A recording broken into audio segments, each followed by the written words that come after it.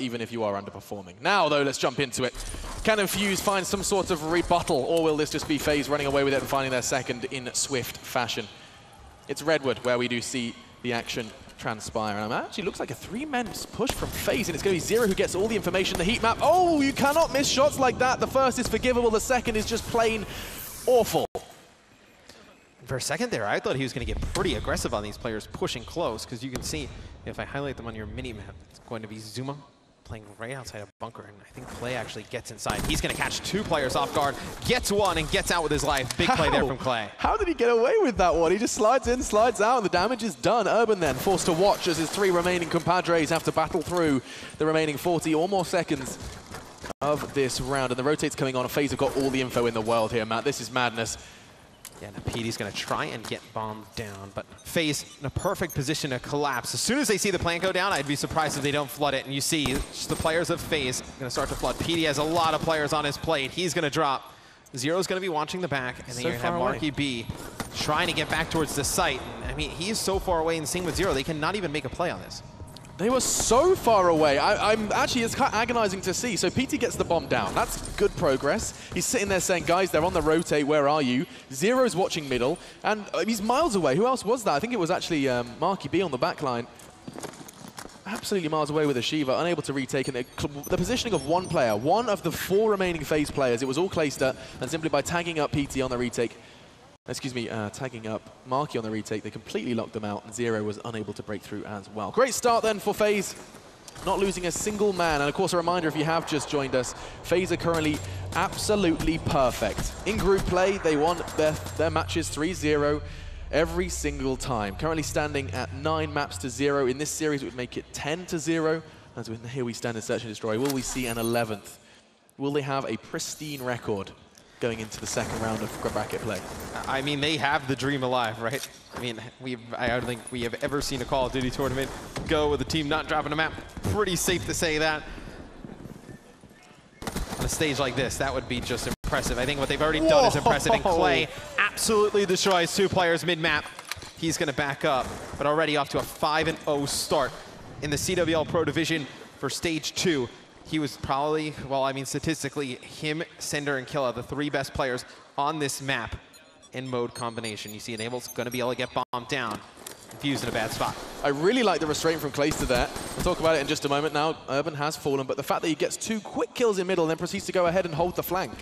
Nice restraint, not getting greedy, not trying to make the hero play. He just wants to go ahead and do what is best for his team, and Marky realizes he's making the best out of a bad situation and removes any likelihood of increasing streaks for any of the remaining North American players.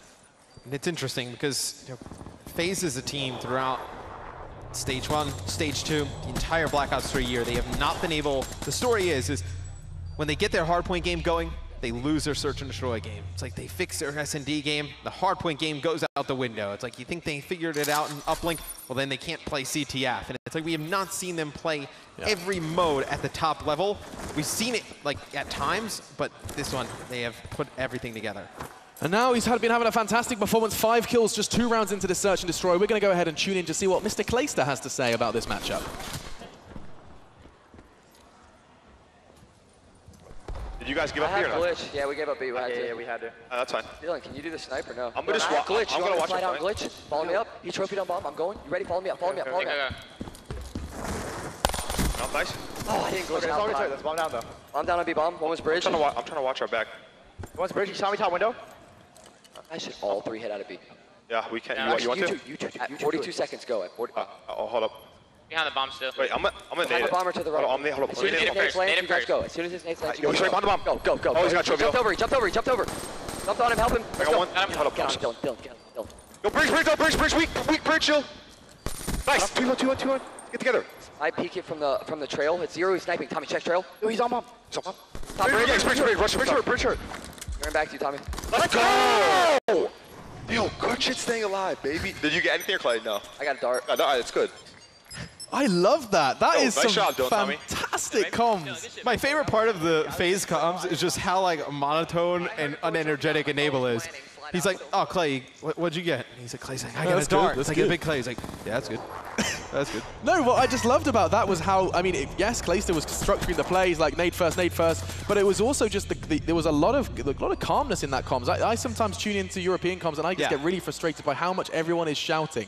And here in Search and Destroy, very well-structured communications from Faze Clan does bring home round number 3. Solid stuff so far, and Infused were just outmatched and outgunned, it seems, as we head into the 4th. It's some of the best comms I think we've heard all weekend. That was really nice. You're not just regurgitating like the same call out over and over again. Clay uses his glitch this time to stay alive. He gets taken out though by Zero. Tatch able to get to though, goes on a lower wall run. Now they have control of the A site. There's one player flanking for Infused. That was actually Urban. He puts in a few shots and then backs up. Gonna have a Naval get down onto Bomb. It's gonna be Urban, the only one alive here for Infused. How does he decide to play this? Likelihood is he just tries to go ahead and make 2 1v1s out of it, but it's by no means an easy feat. And look at the positioning. That's such a good read. Oh, he's just trapped between the 2 of them. And Zuma turns around to make it 4. And Faze just looked too damn good, man. Like, this is overwhelming. This is a team that could very well make it through to the, say, quarters, say, semis without losing a single man. These games aren't close. They are not by any stretch of the imagination. They just look on point, and it's rather intimidating. Yeah, I mean, we talked about how stacked that side of the bracket is. It's like, if they're playing like this, it's not the team you want to run into. I mean, you could look at, potentially like Optic Gaming, they'd have to go through Envy and then this Faze roster. It'd be so difficult. And see what the side of Infused here does on offense. See if they can just bring something.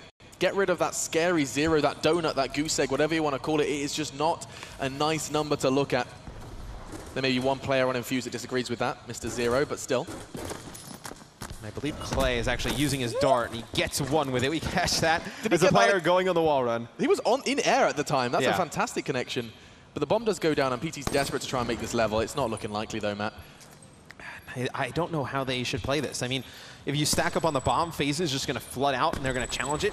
It's like maybe you play a little bit further back, but Faze did such a good job of pushing the guys on Infused back the last time they got it down at A. PD with a big kill to even up the odds, though. This is actually a really nice movement from PT. He's keeping them busy, and another. This could be Infused first unless something absolutely ridiculous happens from Attach, but even time will not allow for that to go down. Instead, it will be 4.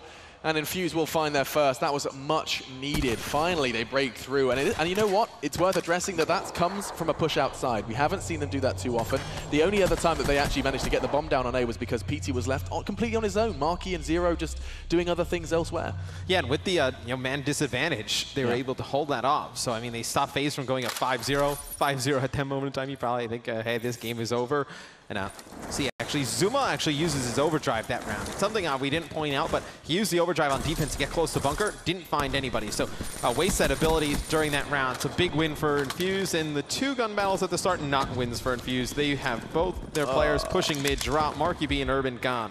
They fell into this trap actually previously versus Lethal Gaming. They win a really important round and then proceed to just rush into the grill of their opponents straight out the gate. And look at that. You blink and you miss it. It's back. Faze, find 5. That's with a VMP. That was a VMP? We get to see it here. Zuma. What? What on earth? That range, the precision. Right. Wow, 6 very precise bullets catching him when all you could see was the very tip of his helmet.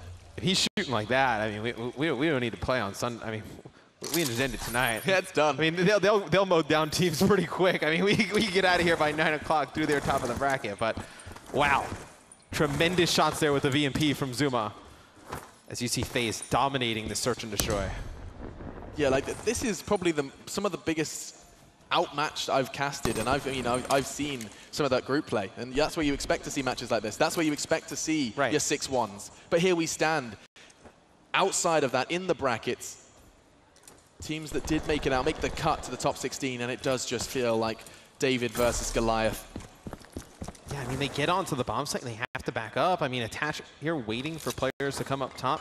You see, just going to EMP check, not going to find anybody. And see Naval, he's going to be watching A. So the guys on Faze have all their angles covered here. And the one player who can make a play here is potentially PD.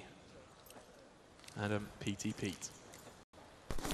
Does go down. It was Attach to find him. Draws further blood. 2 bodies and already hit the deck. It's a 3rd and it's Attach who finds 2.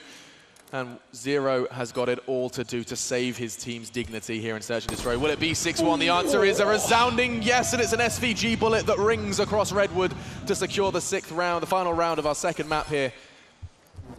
Well, that's a tough loss. Like it does feel like Infused would have to, I don't know, find 4 other players to hold the controllers if they wanted to go and make things